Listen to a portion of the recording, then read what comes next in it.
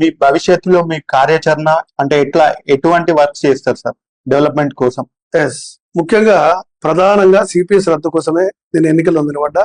ఎన్నికైన 6 నెలల్లోగా సిపిఎస్ రద్దు చేపించి ఈ రాష్ట్రంలో పాత పెన్షన్ అమలు చేయించాలనేది నా ప్రధానమైనటువంటి ఉద్దేశం. ఎందుకంటే నా సంఘం ఏదైతున్నదో ఇప్పటికీ అనేక పోరాటాల ద్వారా జాతీయ స్థాయిలో ఉద్యమాలు చేసింది, రాష్ట్ర స్థాయిలో ఉద్యమాలు చేసింది.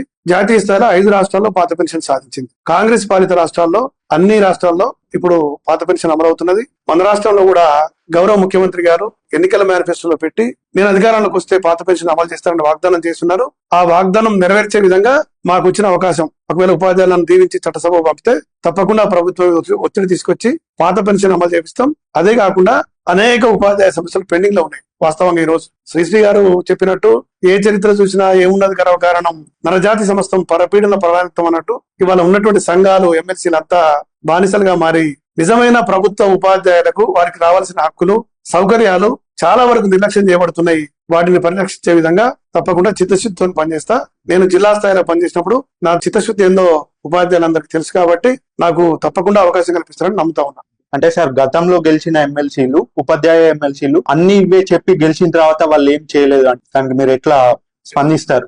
ఎస్, ఇక్కడ మనం చూడాల్సింది ఏంటంటే సిపిఎస్ సంఘము 2016లో ఏర్పడింది. అంతకుముందు 2007 నుంచి ఇక్కడ ఎమ్మెల్సీలు గెలుస్తా ఉన్నారు. ఉపాధ్యాయ ఎమ్మెల్సీలు గెలిచిన ఎమ్మెల్సీలు ఉపాధ్యాయులకు ఏం కావాలో దాన్ని పూర్తిగా అవగాహన చేసుకోకుండా టైంపాస్ చేశారు ఇప్పటిదాకా. వాస్తవంగా 2016లో ఈ సంఘం ఏర్పడిన తర్వాతనే ఇక్కడ సిపిఎస్ ఉపాధ్యాయులకు ఉద్యోగులకు డెత్ గ్రాట్యుటీ ఒకటి, ఫ్యామిలీ పెన్షన్ జీవోలు 2 సంపాదించిన మనం. ఈ ఎన్నికల్లో గతంలో జరిగిన ఎన్నికల్లో సంఘ పక్షాన బీజేపీ అభ్యర్థికి సపోర్ట్ చేసినాం, కమ్యూనిస్ట్ పార్టీ అభ్యర్థికి సపోర్ట్ చేసినాం, అదేవిధంగా పిఆర్టీ ఎమ్మెల్సీ కూడా గెలవడానికి సపోర్ట్ చేసిన సంఘం. కానీ వారందరూ ఈ సిపిఎస్ రద్దు పట్ల అవలంబిస్తున్న నిర్లక్ష్య వైఖరిని గమనించి ఈసారి సంఘం ఏం చేసిందంటే నల్గొండలో, కరీంనగర్ లో మన అభ్యర్థిని నిలబెట్టుకుందాం, మన అభ్యర్థి అయితే మన సమస్యకు పరిష్కారం మనమే వెతుక్కోవచ్చు అనే భావనతోటి నిలబెట్టినాం.